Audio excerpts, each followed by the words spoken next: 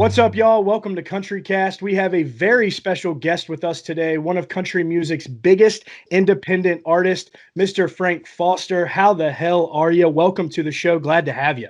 Man, I can't complain, man. Thanks for having me on, brother. I appreciate it. Oh, anytime, anytime. If you guys out there have not heard of Frank Foster, you are doing yourself a disservice. You can check out his newest album, The Way It Was, on Spotify, Apple Music, Amazon Music, Google Play, all that shit. Whatever digital platform you use, go check it out. This man is amazing. And for all the FF Nation out there who already know Frank, I'm kind of repeating myself here, but we're going to get into a good conversation here today with Frank and find out what he's been up to during quarantine maybe and what the plans are for the future. So what we got, Frank?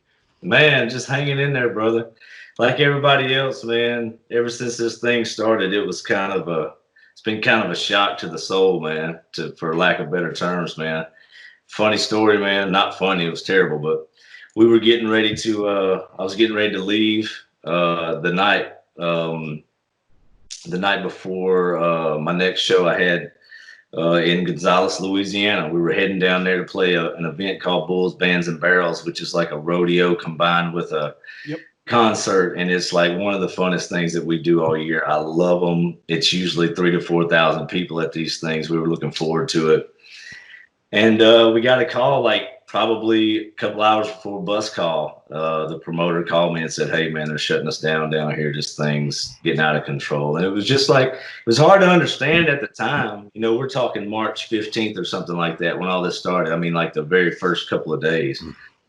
It was hard to understand. I didn't know what to do or say or how to express to the fans like, hey, this thing's being canceled and I don't know when the next time I'm going to play. So, man, I've took the road of kind of laying low, man, since this whole thing started, and I don't really know why I did that, because you've seen people and nothing against it, but everybody's jumping on and doing lives and things like that, and that's all well and good.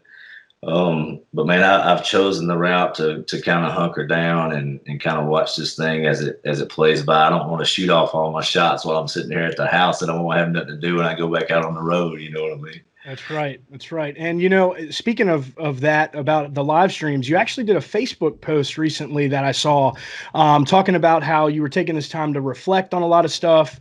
Yep. And your wife is 9 months pregnant. Congratulations to the two of you. Thank you.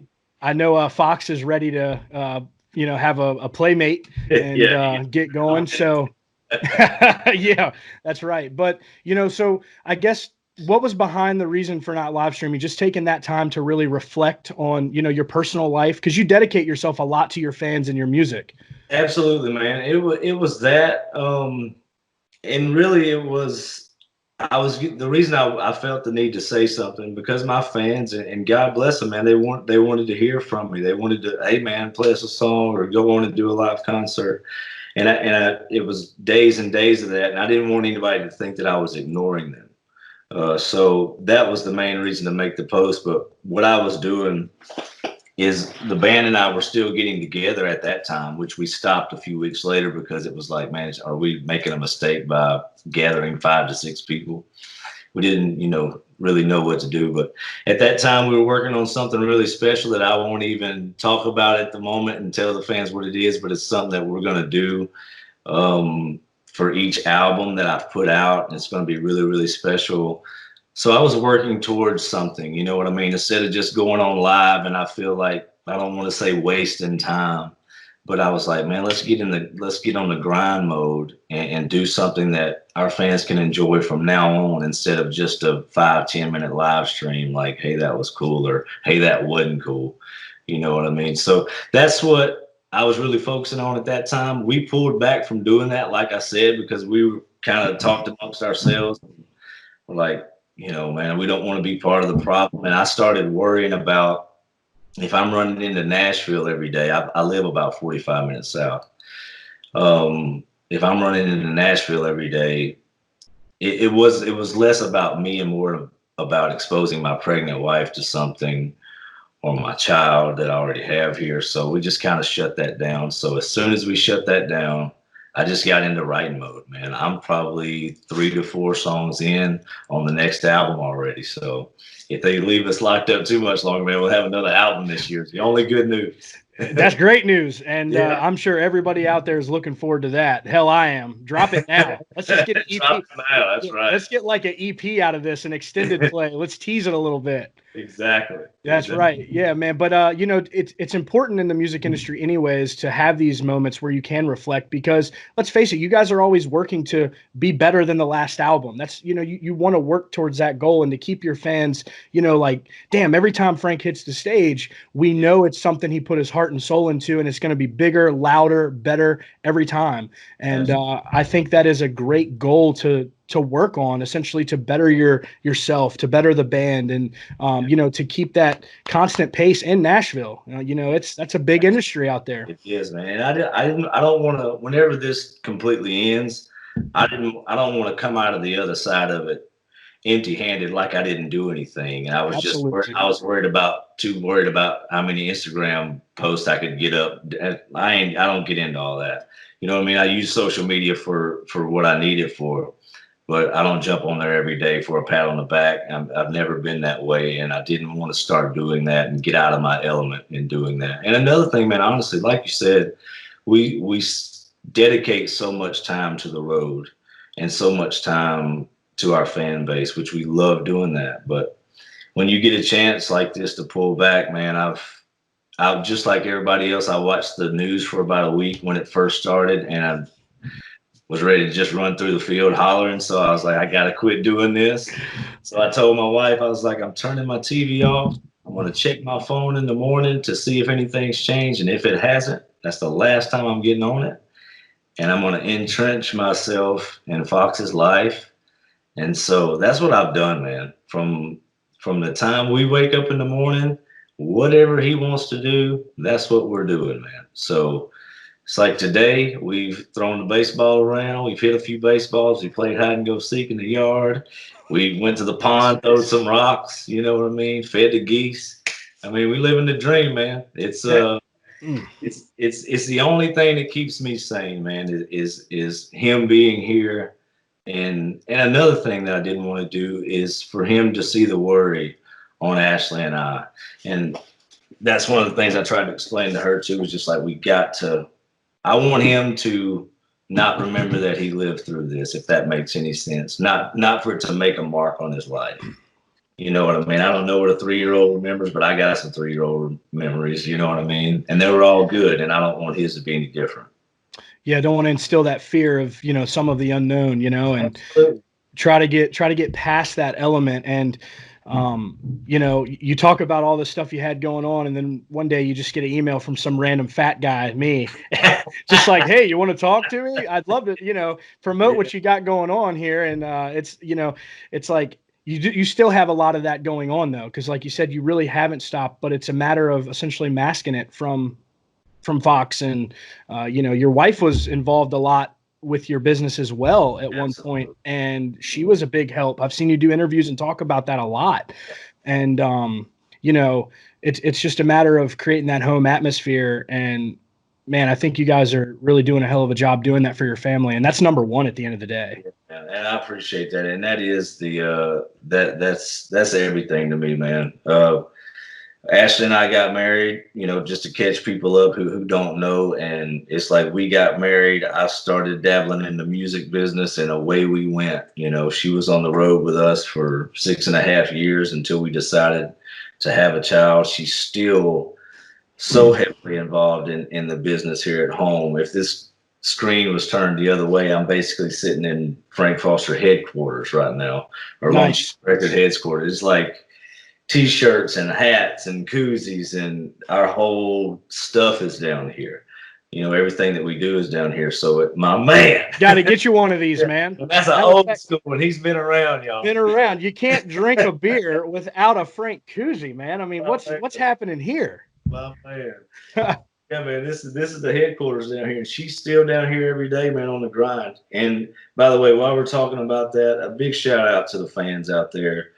We haven't spoken much, but the merchandise that these guys are still ordering offline, man, and keeping money in our bank account, man, it's been really special to sit here and see.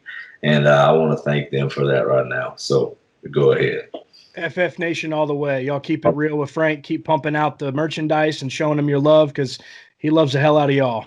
Absolutely. So, Frank, let's jump into the Way It Was album. And I got to tell you to start this off, man, Sunday Dinner, the opening track to that record. You want to talk about imagery and laying a foundation to the album. I think it just lays that foundation of what you wanted to be very transparent about on that record. Right. Sunday Dinner really does that. And it's a traditional grassroots album all the way. Really good stuff. Just walk us through that album. Man, this thing, Randy, has been something that I've wanted to do since I got into the business. It's like the kind of stuff that you hear on this whole album is what like gets me. That's real country music to me. Like that's the nuts and bolts, man. That's the foundation. And yeah, Sunday Dinner, man, that thing, when I wrote that song, if you go back a year from just recently, because we just had Easter, to my social medias, I was sitting here, me and Ashley and Fox, and I was like, man, I'm really missing those Easters back in Louisiana because I went to a kind of church where if you weren't a family member, you was a visiting. You know what I'm saying? It was that kind of church, and that's really what we did, man. We would have, Sunday singings and all this kind of different stuff, and there was always, when I say dinner on the ground, like you would literally go outside, man. Our church had these big wooden tables that some good old boys, probably my dad, some other folks done welded some, 1.5 inch, 2-inch pipe, for, supports under these tables, man. And golly, these folks, country folks would bring the best food you've ever eaten in your life, man. We would do that all the time. And the imagery of that has stuck with me through my life. And I knew if I grew up like that, there's so many other people that did. And I wrote that little piece on Easter morning and I put it on the internet and on my social medias. And everybody, especially my family, was like, man, you got to finish that. That's incredible. And I was just in my mind, I was like, no, that's it. There ain't really nothing else to say. It's just a piece. You know what I mean? And I didn't know what I was going to do with it, but it sparked that album. That little piece right there sparked that whole thing. And throughout the next 6 or 8 months, I just started writing stuff. I wasn't trying to write a hit per se. I was just going to write at night, and whatever came out, and it came out country, and I'm proud of that. Hell yeah, it did. I'm going to tell you, it's a campfire, back porch, moonshine sipping. It's that kind of record with the family. It's just such a connected album, and it's all the way from track 1 all the way to the last one. It just keeps you captivated in that country lifestyle and imagery that you always portray in your music. But this one really hit home. There's not really any electric guitars or anything of that nature. It's just the acoustic instruments and your voice, which kind of rounds it all out and brings it together. And it's a killer album, man. And I challenge anyone who wants traditional country to take a listen to it because it'll blow them away. Yes. Thank you, man. And the stamp of approval I was really looking for is I come from nobody, my dad, my uncles, none of those guys play instruments and sing, but like super fans of country music. But they're fans of what they thought was real country music when they was coming up. So you talk about, they listen to Hank Sr. and George Jones and folks like that, and they still listen to that. They don't know what happened past 1965. Don't care, And I wanted them to hear me do something like that. And my dad, I sent him the album through the mail before it even came out. And he called me a couple of days later, and my stamp of approval was, and he ain't always approved of everything I put out. Blue Collar Boys, my dad don't get into that. But when he told me on the phone, he said, son, that's the best damn thing I've ever heard in my life. So when I got that, not to slight anybody else, but I could care less what anybody else thought at that point in time. I got my seal of approval from my old man. I was Cadillacing. I mean, let's face it, our old men, they listen to like you said, anything old school, that's it. And I'm telling you, is that Haggard? No, that ain't Haggard. Turn that shit off. Wait a minute, hold on now. I got a little bit of Merle back here, but I'll put them on in a minute. I'm listening to this right now. Yeah, that's right, dude. But you know, in your music, you know, folks probably know this if they do follow, but if not, John Mellencamp was a big influence of yours. Huge. And you know, Bob Seger, I know you're jealous of Jason Aldean about performing with him on Crossroads. That crushed me, man. I was like, yeah, I never made it. That was my Crossroads dream, was Bob Seger, man. But man, I think what you did there was real traditional. And like I said, Sunday Dinner, when you listen to it, it's not a long track, but it's just that enough of an intro to really lay the foundation of the traditional country you were going for. You did an excellent job on that. And honestly, when I listen to that, I feel like I'm shaking the hand of the man in that song at the church. And it feels like that I'm actually there and I'm part of the church that, you know, you're singing about. And it's like, damn, he really brings it home on this one. And it hit hard and it was good, man. And that album is fantastic. Another thing I'll say about that is one of my uncles, my Uncle Hop, who's been a big influence in my life too. And somebody I always look to for approval on my music as well. He sent me a text after he heard the album that said something along the lines of, you ain't writing songs no more, you painting pictures. You know what I mean? So that was pretty cool too. I get chills thinking about that. It's pretty awesome. Well, I can tell you, Picasso has a hell of a challenger on this album, man. That's how it is. So great job. Thank you, man. Well, man, if we can jump to Lone Chief Records for a minute. And one thing I'm very interested about that is, you know, and you've talked about it several times already about, you know, you doing the whole business with your wife and running management and press. You have booking agents and producers that you work with intermittently and stuff. But what's really fascinating to me is Lainey Wilson. Yeah. If you don't mind, how did that whole thing happen where you two met and, you know, really kicked things off and you brought her on the label? Yeah, well, Lainey grew up probably 2 hours from where I did. We never knew each other growing up. Wow. The first time I think I remember meeting Lainey, I think I'm being correct on this. Shooter Jennings and I did a show together in Monroe, Louisiana. And I think Lainey opened up that night. And I think that's the first night I met her. Long story short, my wife was working merchandise at the time. They probably dabbled that night, became friends. We started going, my wife and I started going and watching Lainey here in Nashville because she was here. She was going to songwriters nights and things like that. And just fell in love with what she was doing. I mean, honestly, she was, I thought, an incredible writer, an exceptional singer, just a talent right there that was, you know, just there. It's like, man, the girl needs a shot. You know, she's really, really good. And so, but I mean, we in no way discovered Lainey Wilson. Don't get me wrong on that. She was involved with another kind of small independent group at the time when her and I first met, and we kind of waited for her to get out of that and asked if she wanted to be a part of Lone Chief Records, and we was able to sign her and was proud to put that record out for her. And with Lone Chief being what it was and what it still is, man, I mean, it's an independent label. We don't have money to push. I don't push my stuff to radio through it, you know, anything like that. It's just something, an umbrella to put all my stuff under and keep me covered up. And one of the main reasons I formed Lone Chief Records years and years ago was we was selling enough albums and putting enough rear ends in the seats. I was like, I should be able to walk in Walmart or Best Buy and see my CD hanging on the shelf. Damn right. So that's one of the reasons we did it, man, so we could legitimize ourselves in the industry. And I was able to do that, man. So that was pretty awesome. But anyway, back to Lainey, man. We signed her, and from day one, Lainey agreed, we agreed. We wanted Lone Chief Records to be a stepping stone for Lainey Wilson. And the good Lord works, man. And that's what it was able to do. She signed with me for 18 months, one record.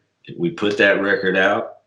It done well. We brought her on tour with us, and we exposed her to however many, I mean, thousands and thousands of fans. I mean, she opened for me for a year and a half, basically, almost every weekend. that was a great thing for her. That was a great thing for us. And what happened was exactly what I think we all wanted to happen at the end of the day. By the time our run was over, enough people had seen her and started paying attention, and management scooped her up. And the next thing you know, she's in label meetings, and boom, now Lainey Wilson is on a major label and she's singing on the radio. I'm happy. She's happy. Everybody's happy, man. It was a beautiful thing.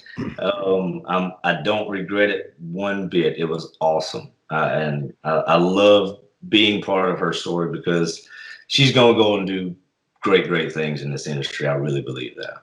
That is a hell of a story, man. It was just intriguing how she got on your label and, because it was so much of you. It was, Frank's label. And then Lainey hopped on there. And can you do the get up as good as Lainey? Heck no. Listen, I'm so out of tune I'm so out of tune and out of touch with what's going on in the mainstream.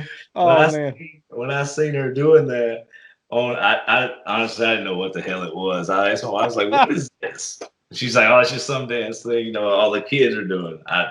Got me, I'm glad Mr. Brown didn't call me to do that. Yeah, her and Blanco tore that up, man. Oh, they killed it. Man. And then What Would Dolly Do? That's doing really well for her. Her new single, that's doing well. So good for her, man. Good for her, man. Mm-hmm.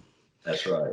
But so I'm going to ask this about some quarantine stuff, man. I mean, I know we have a lot going on, what you already touched on, but what's the real fun stuff Frank's been up to, man? Man, the fun stuff has just been, like I said, man, being here with the kids and the wife, man. It's been absolutely unbelievable. Usually that's what's so funny is I take a hiatus from the road every year. I usually take a little time in April. Hunting, exactly. I turkey hunt in April, and from the end of October, right there, early November until January the 15th, I'm on the side of a tree hunting somewhere, deer hunting. And so I usually do that. So being stuck here at the house is not new to me. It was just the simple fact of it was being forced upon me instead of me taking that hiatus. And it just felt different. But the fun stuff is, man, I've been lucky enough to do pretty well in the business. I've got 165 acres here that I can roam. Me and the youngin been doing that. We get on the side by side every day. Every evening about this time, I'm usually grilling, and we cook out together, me and him and Ashley. And after dinner, nearly every day since this thing has started, we can take a loop out here in the country and never see lines on the road, right? And I've got a couple little classic cars out in my shop out back, and we'll fire one of them up, man, and take that 5 or 6 mile loop and eat ice cream cone or whatever he wants to do, man. I usually have an evening cup of coffee so that I can make it to his bedtime. You know what I mean? Yeah. He's dragging me out of bed at 7 at night and won't go to bed till 10, and that nap's gone. So I need that evening cup of coffee. But man, that's been the most fun is just roaming these hills out here with him and hopping in them old rides. And he thinks that's the coolest thing ever.